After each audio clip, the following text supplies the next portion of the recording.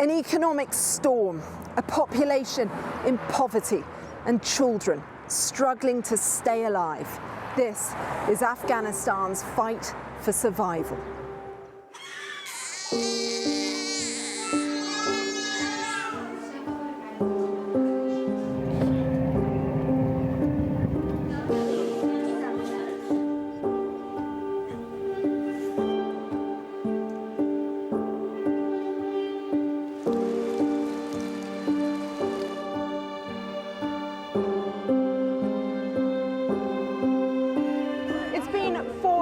Since the Taliban dramatically swept to power here in Afghanistan. They say the country is now on the road to recovery after decades of conflict, but they've been hit by massive aid cuts and isolated internationally.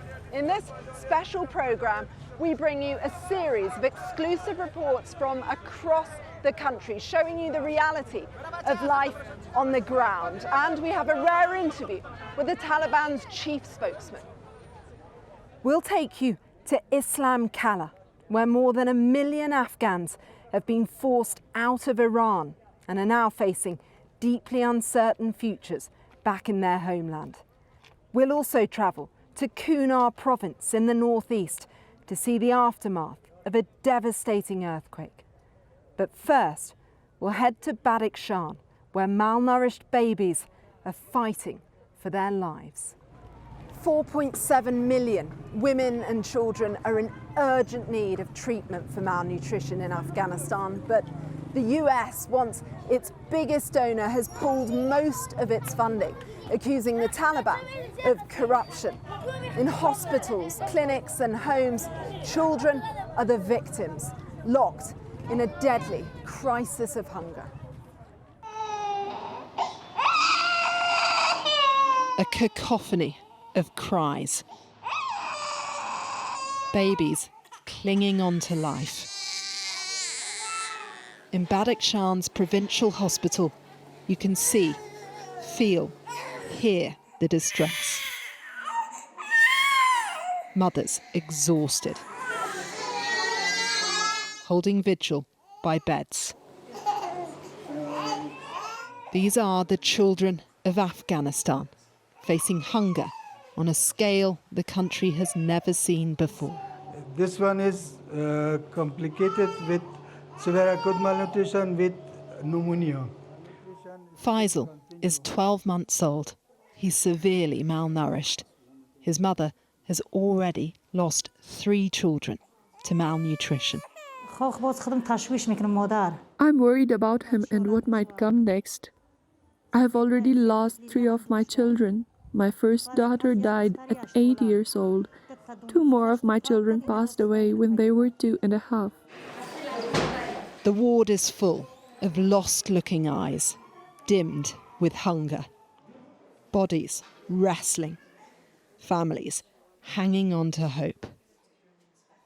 Asma is 13 months old, but she weighs little over 9 pounds, less than half of what she should. After a very difficult night, Asma's put on oxygen and thankfully starts to improve. I'm really afraid. Of course I'm afraid. I've cried so much. I'm so thankful to the doctors. They've kept my baby alive. I'm so grateful to them. But there is a steady stream of other desperate cases.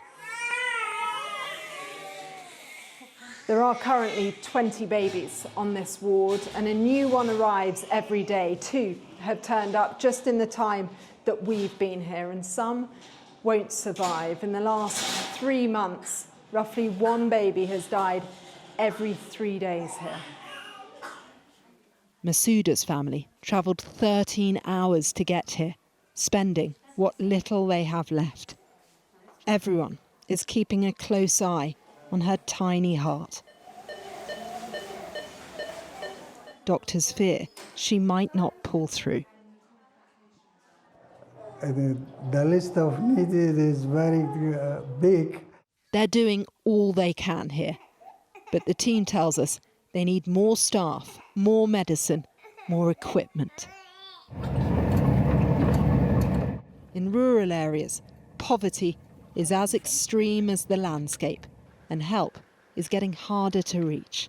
There's been a huge cut in foreign aid, severe droughts, and now the Taliban government has restricted women's right to work and earn money. Yes, they are to blame.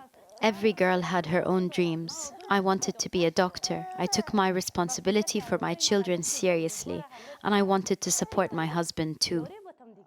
But the Taliban say the country is reeling from decades of conflict.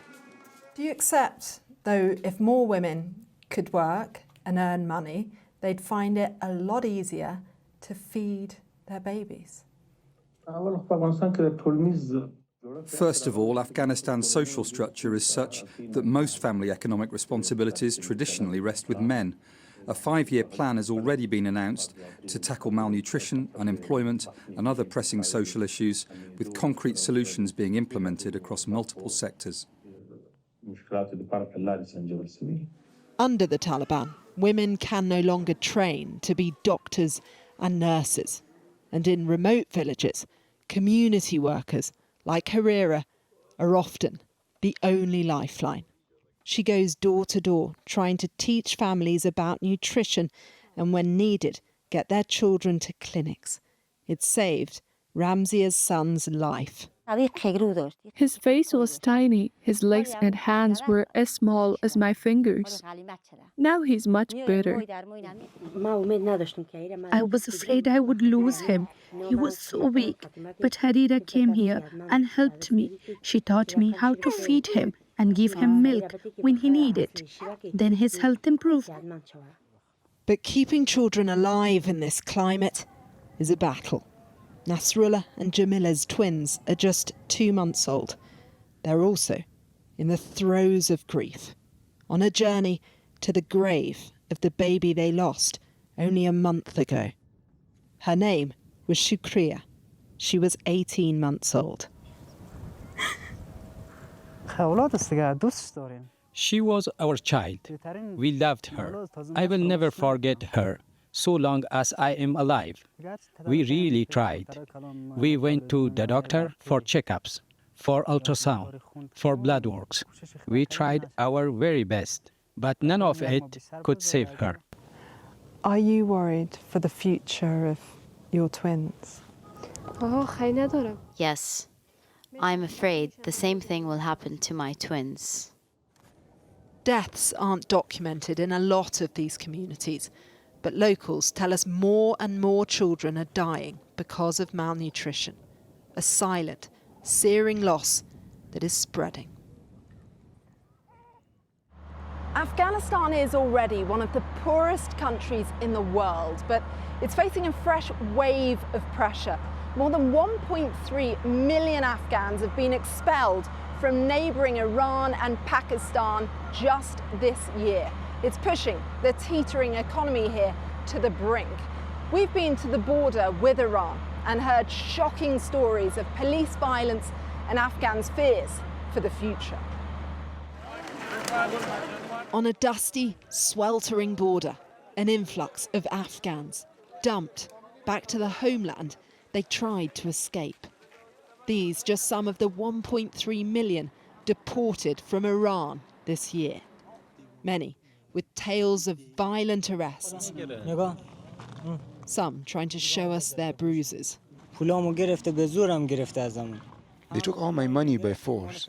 They took everything I had and sent me back to Afghanistan. They even beat me. They injured my ear. Is this how Islam is supposed to be practiced? We've seen waves of people coming through here in the past few hours, some alone, some in groups, some in families, all facing very uncertain futures. At its peak, as many as 28,000 people have come through in one single day, some with just the clothes on their back. Iran has rounded up and paraded Afghans online. These videos posted by police on social media. Tehran claims it can't afford to keep those living there illegally anymore. Fatima was among them. She says her family went there to escape poverty.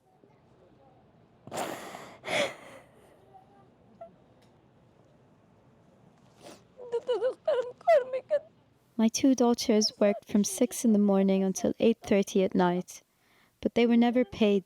The Iranians didn't give them any money. Other children crossed alone, smuggled illegally.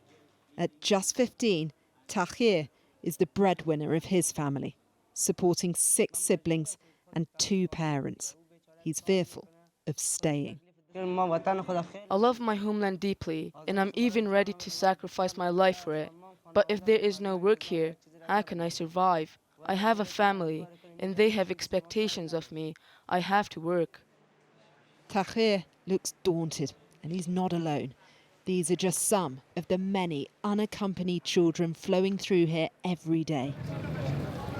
The UN is taking them to nearby Herat, hoping to reunite them with their families.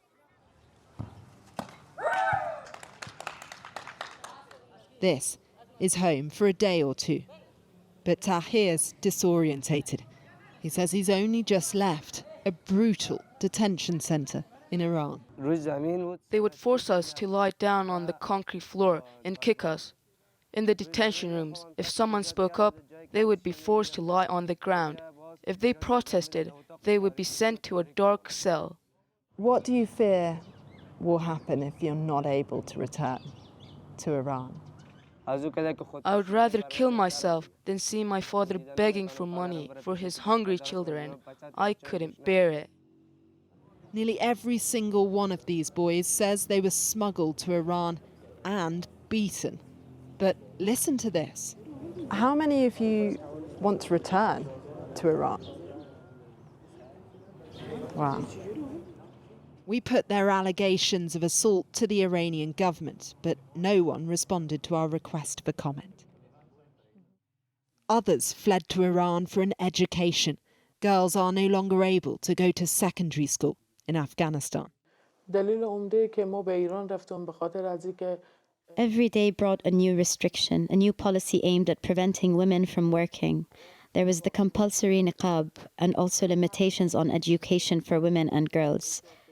When you see the future of your daughter, of your children slipping away day by day, it's devastating.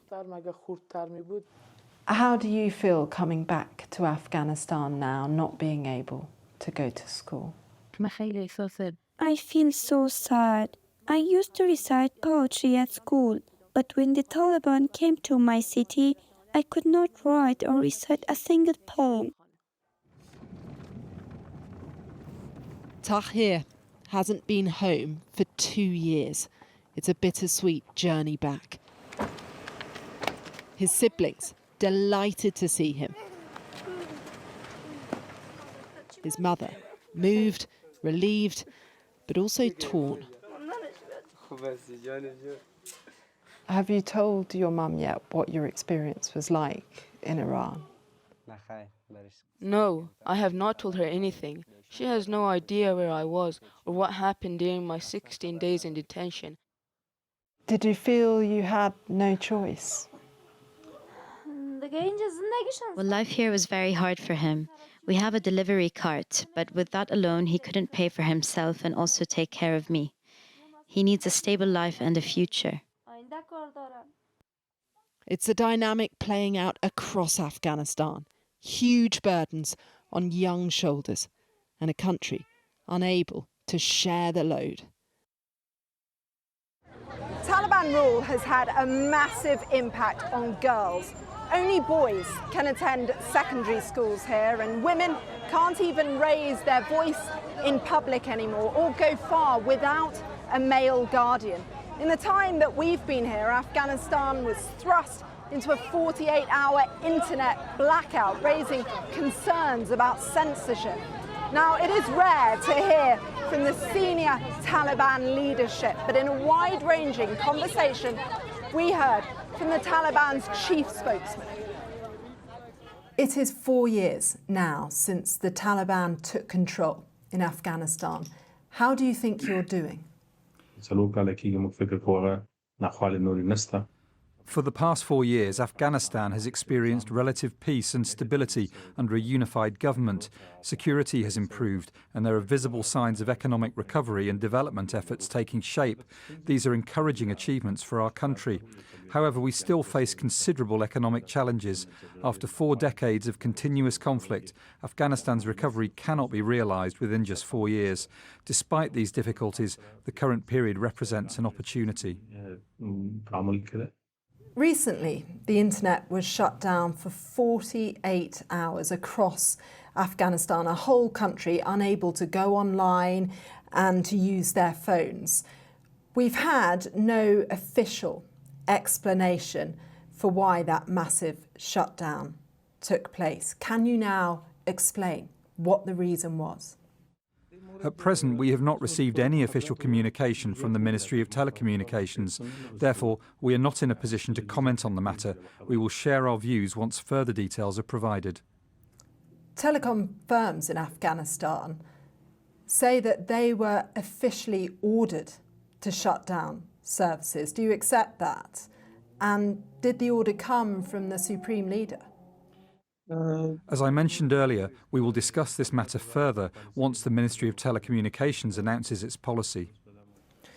When you came to power, you said you'd respect women's rights and that many of the restrictions that you placed on women and girls were temporary. We're 4 years down the line now. Girls over 12 still can't go to non-Islamic schools. Will they ever be allowed to, and if so, when? Well, I cannot make any promises, as this matter falls under the responsibility of the Ministries of Education and of Higher Education. I'm not fully informed about the progress they have made towards resolving this issue. In general, our society faces a range of challenges that must be addressed based on priority.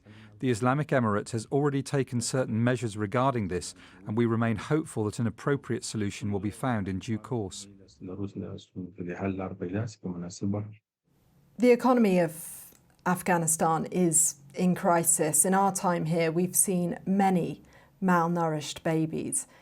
Do you accept that your government needs to do more to tackle the problem? The economic crisis affects not only children but the entire population. This situation is the result of decades of conflict and 2 major invasions that devastated Afghanistan's infrastructure and economy. We have had to start from zero to rebuild and restore our national resources. Now, Donald Trump recently made clear that he wants Bagram Air Base returned to the US. Is there any possibility that that will happen, and have there been any talks, any deals struck? Afghans will never allow their land to be handed over to anyone under any circumstances. Afghanistan has been tested in the past, and we believe that the failed approaches of previous years should not be repeated. One of the many challenges facing Afghanistan is the aftermath of a devastating earthquake just over a month ago. Nearly 2,000 people died, according to the UN. Over half of them were children. And people are now worried they won't survive the freezing winter ahead. And adding to that burden is a huge financial shortfall. The US withdrew hundreds of millions of dollars in promised funding. Afghanistan left to wrestle with the consequences of crippling aid cuts.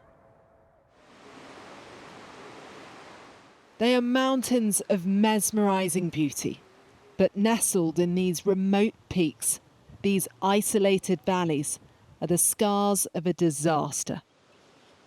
And we're trying to get to the heart of it.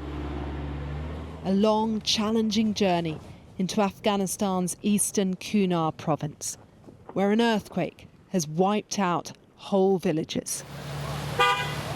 This is Wadir, a basin of devastation, hollowed out homes, haunting traces of the lives crushed beneath them. Everyone here has lost someone, and many of the dead are children, killed in their sleep. You can see the weight in little Rahmanullah's eyes. his fragile hands pointing at the grave of his 6-year-old brother, Abu Zar. I was asleep when I heard a crash. My brother said, "Give me your hand. It's an earthquake. Get up, or the building will fall on you." Then he took my hand and pulled me out, put me on some wood, and said, "Get out quick." He wants to take us to the ruins of his home, followed by the brother who saved him.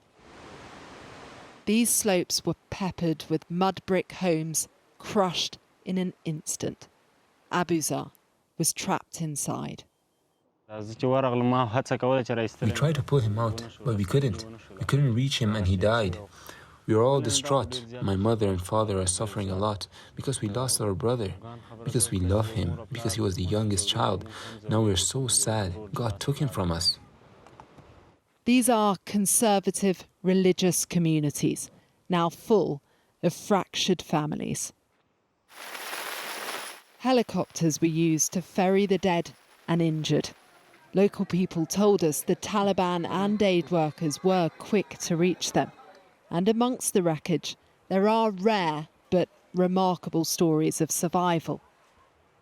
This is Medina. She was buried up to her neck until neighbours managed to reach her.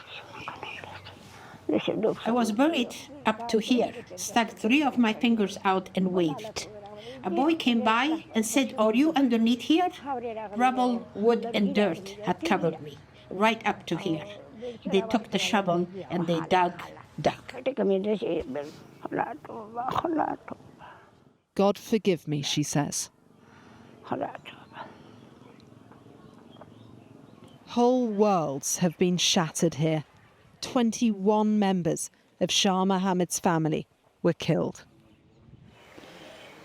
This is raw destruction in an incredibly remote place. The valleys are now scarred with grief, and the many very poor families have the heavy burden of trying to rebuild.